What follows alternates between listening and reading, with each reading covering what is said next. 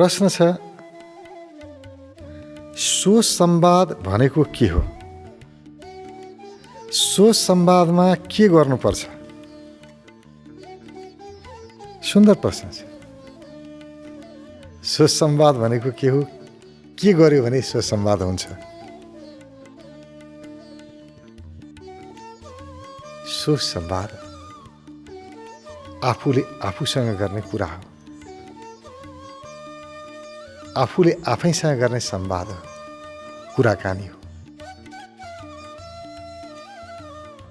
कुराकानी त हामी गर्छौँ, यो हाम्रो स्वभाव हो। यसबाट हामी अलग हुन सक्दैनौँ।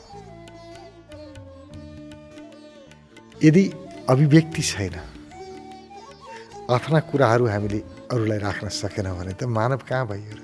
मानिस हुनुको सर्वाधिक महत्त्वपूर्ण गुण भनेकै विचार हो। त्यही भएर मानिसलाई विचारशील प्राणी भनिन्छ। ऊ भित्र संवाद गर्छ, बाहिर व्यक्त गर्छ। भित्र मनमा जे छ त्यो बाहिर प्रकट हुन्छ। सारा दुनियाँले त्यही देख्छ।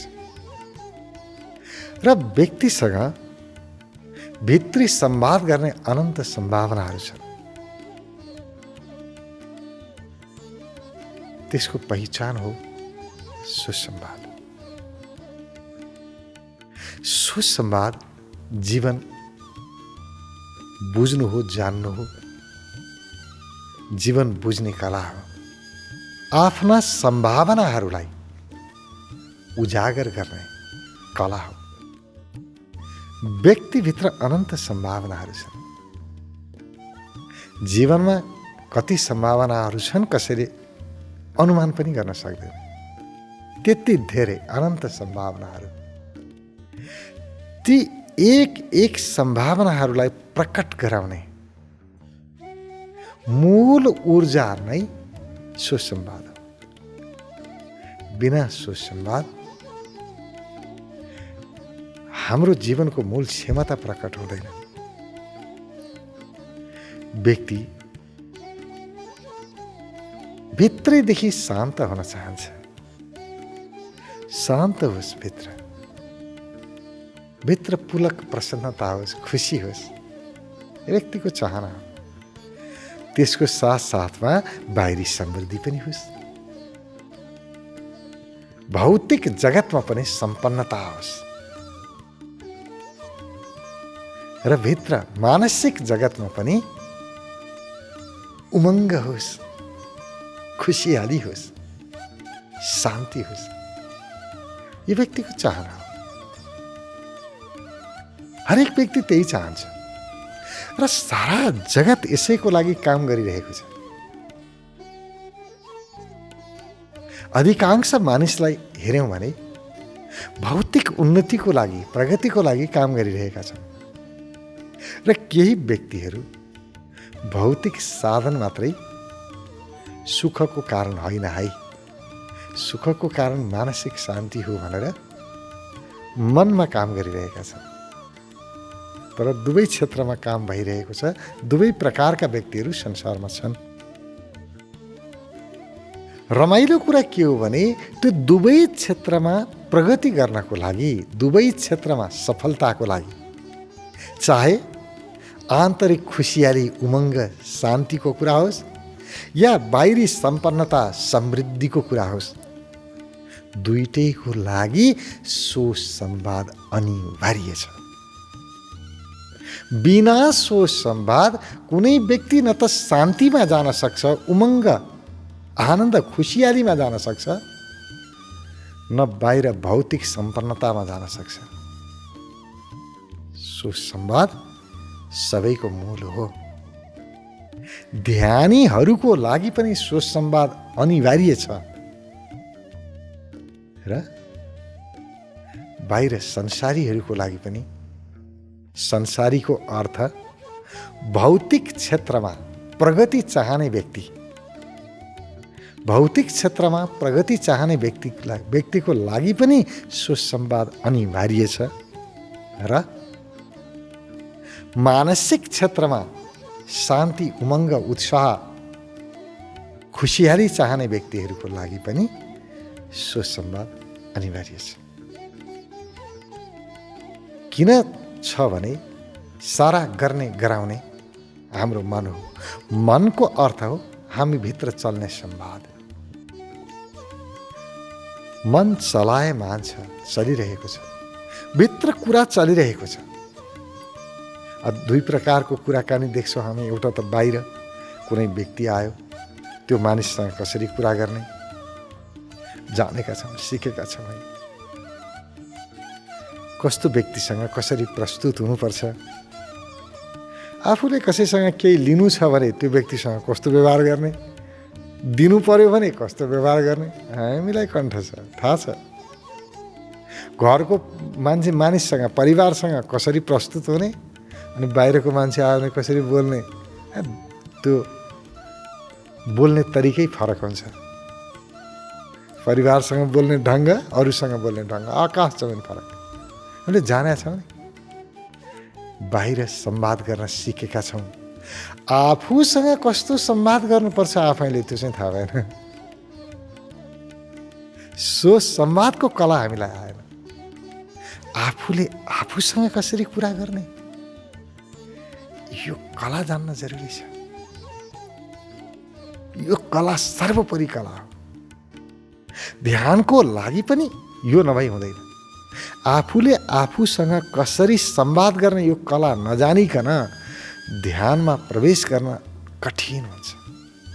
र प्रवेश गर्यो भने पनि कसरी प्रवेश त गर्यो, फेरि गर्न सक्दैन। ध्यान लाग्यो भन्दाखेरि कोही लाग्यो, अघि त लागेको थियो, पहिला फेरि लगाउन खोजेको लाग्दै लागेन। कसरी गयो भन्ने नै थाहा हुँदैन। अनायास आफै सोच संवाद मिल्यो, छिर्यो। अब फेरि कसरी मिलाउने उसलाई थाहा भएन। जसले सोच संवादको कला सिक्यो उसको लागि ध्यान सहज हुन्छ। उसलाई ध्यानमा प्रवेश गर्न अत्यन्तै सजिलो हुन्छ, किनभने बाटो पहिले आयो, थाहा पायो उसले। ध्यानको लागि सोच संवाद अनिवार्य छ। त्यसै गरी बाहिरी प्रगतिको लागि, भौतिक उन्नतिको लागि, आफूले गरेका काममा सफलता प्राप्त गर्नको लागि सोच संवाद जरुरी छ। किनभने सोच संवादको अर्थ हुन्छ मेरो कुरा, यहाँ अरूको हुँदैन। सोच संवाद मेरो आफ्नो संवाद, पर संवाद होइन, अरूको संवाद होइन। मेरो मनमा कुरा चल्नुपर्छ, मेरो प्रगतिको, मेरो विषयको। मैले के चाहन्छु त्यो चाहना पूरा गर्ने, मेरो उद्देश्य के हो, लक्ष्य के हो, त्यो लक्ष्य पूरा गर्ने संवाद मात्रै मेरो मनमा चल्नुपर्छ।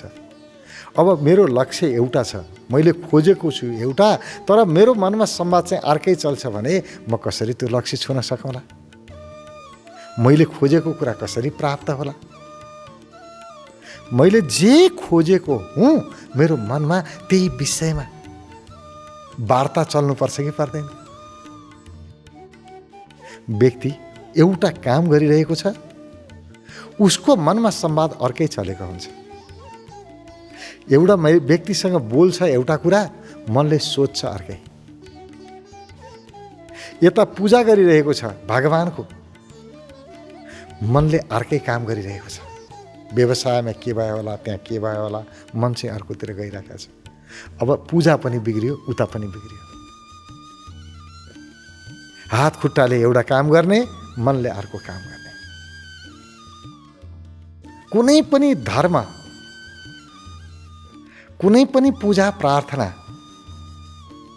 कसैको लागि पनि, जुनसुकै सम्प्रदायको होस्, जुनसुकै धर्म जातिको लिङ्गको होस्, सोच संवाद अनिवार्य छ। जे पनि गर्नुहुन्छ सोच संवाद कला नसिकिकन अत्यन्तै अप्ठ्यारो हुन्छ। सफलता धेरै टाढा लाग्छ। सोच संवादको कला सबैको लागि हो, यो मानवको लागि हो, मानवको हितको लागि हो। सोच संवाद कला सिकाउनु भन्दा महत्त्वपूर्ण कार्य यो जगतमा अर्को छैन। किनभने सारा सब बिग्रिएको छ बाहिरको व्यवस्था भने उसको मनको कारणले बिग्रिया छ। मनमा गलत संवाद चलेको कारणले यहाँ अपराध अशान्ति, भ्रष्टाचार, अव्यवस्था यसैबाट उत्पन्न हुन्छ। सारा सामाजिक अशान्तिको कारण नै मनको अशान्ति हो, मनभित्रको गलत संवाद हो। र व्यक्तिले जानी जानिकन गलत संवाद गर्दैन। कुनै व्यक्ति होला कि चुपचाप बसेर अब म नकारात्मक सोचेर बस्छु, अब मेरो मनमा नराम्रो संवाद चलाउने बेला आयो, अब म चलाउँछु भनेर कसरी चलाउला? कसलाई नराम्रो बन्ने रहर छ यो जगतमा? कुनै पनि मानिस त्यस्तो छैन जसले चाहोस् कि म नराम्रो बनाऊँ, सारा जगतले मलाई नराम्रो भनोस्। त्यस्तो इच्छा राख्ने मान्छे हुन्छ र? कोही पनि हुँदैन।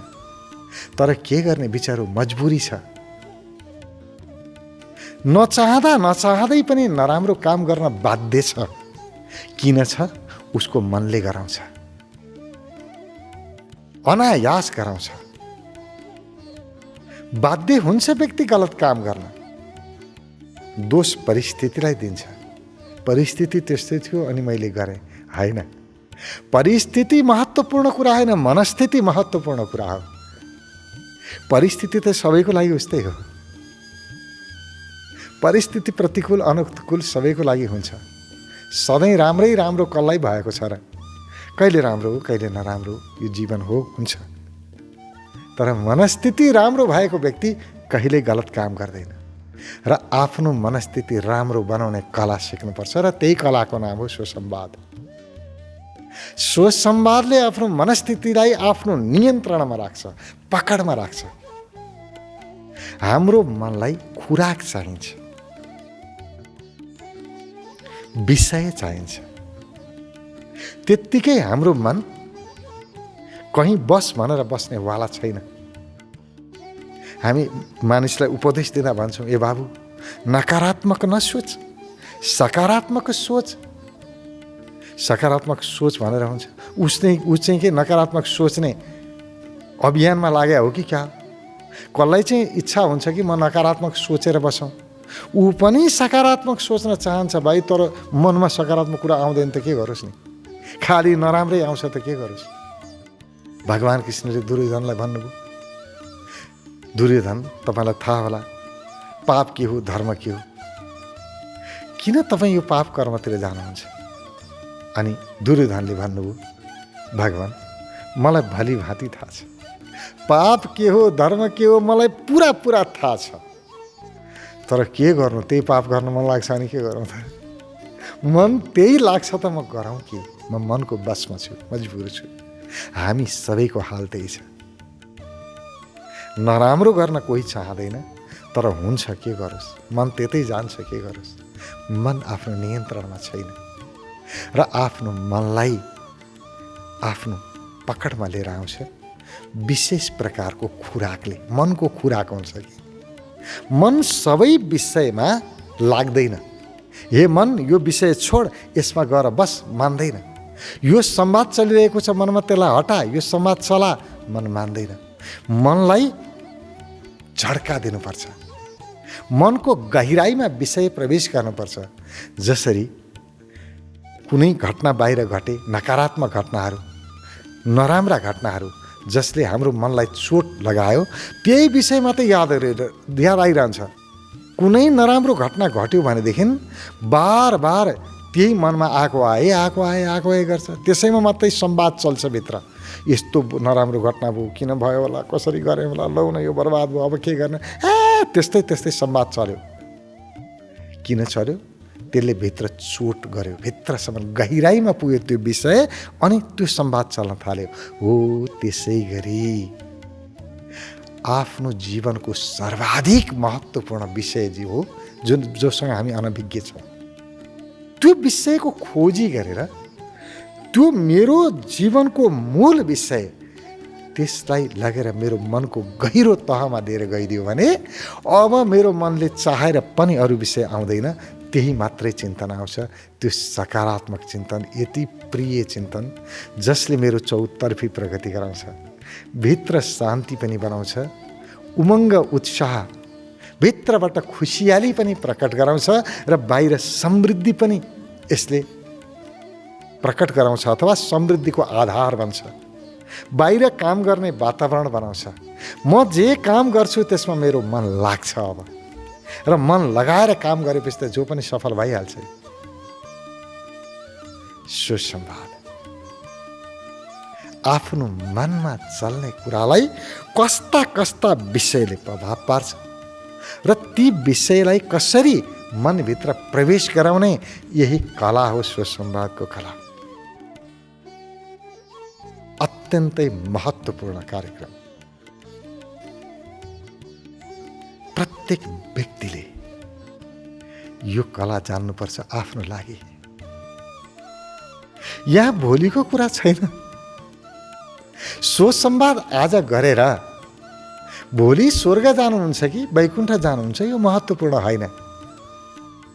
आजको जीवन वैकुण्ठ जस्तो लाग्छ, अहिलेको जीवन स्वर्ग जस्तो लाग्छ।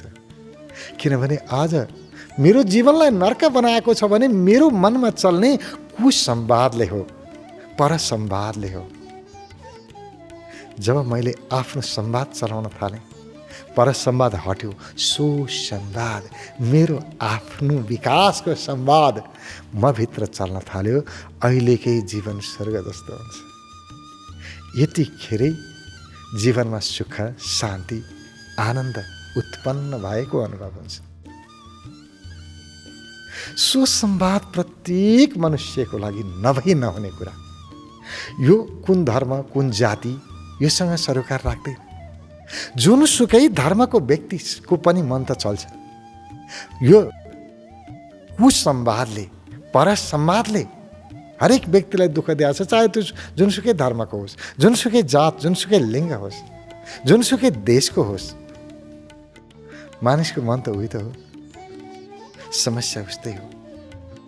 यहाँ कुनै मत बनाउनु छैन, यहाँ सम्प्रदाय बनाउनु छैन, यहाँ धर्म फैलाउनु छैन। यहाँ त मानिसको मनलाई उसको आफ्नो नियन्त्रणमा, जसको मन हो त्यो मनलाई फेरि अर्कोको नियन्त्रणमा लैजानु पनि छैन, उसको आफ्नो नियन्त्रणमा होस्। मेरो मनमा चल्ने संवाद मेरो नियन्त्रणमा होस्। प्रत्येक व्यक्तिको भित्र चल्ने संवाद उसैको नियन्त्रणमा होस्। यो उद्देश्य हो। यो धर्म सम्प्रदाय भन्दा धेरै धेरै धेरै माथि यो जीवनसँग सरोकार राख्ने मात्रै जीवनको लागि, र यही हो जीवन विज्ञान। आफ्नो जीवनको विज्ञान, आफ्नो मनको विज्ञान। बिना सुसंवाद न भित्र न बाहिर कहीँ प्रगति हुँदैन। तपाईँ ध्यान चाहनुहुन्छ, सुसंवादको कला सिक्नुपर्छ। तपाईँ धन चाहनुहुन्छ, सुसंवादकै कला सिक्नुपर्छ। धन होस् या ध्यान, बिना सुसंवाद सहज हुँदैन, अत्यन्तै दुर्लभ हुन्छ, कठिन हुन्छ। त्यसकारण आफ्नो मनमा नराम्रो कुरा चल्यो, यो भयो, ऊ भयो, चिन्ता भयो, तनाव भयो, मन लागेन, काममा मन लागेन, ध्यानमा मन लागेन, यहाँ लागेन भनेर हुँदैन। सुसंवादको कला सिकाउँ, आफ्नो मनलाई व्यवस्थित गराउँ।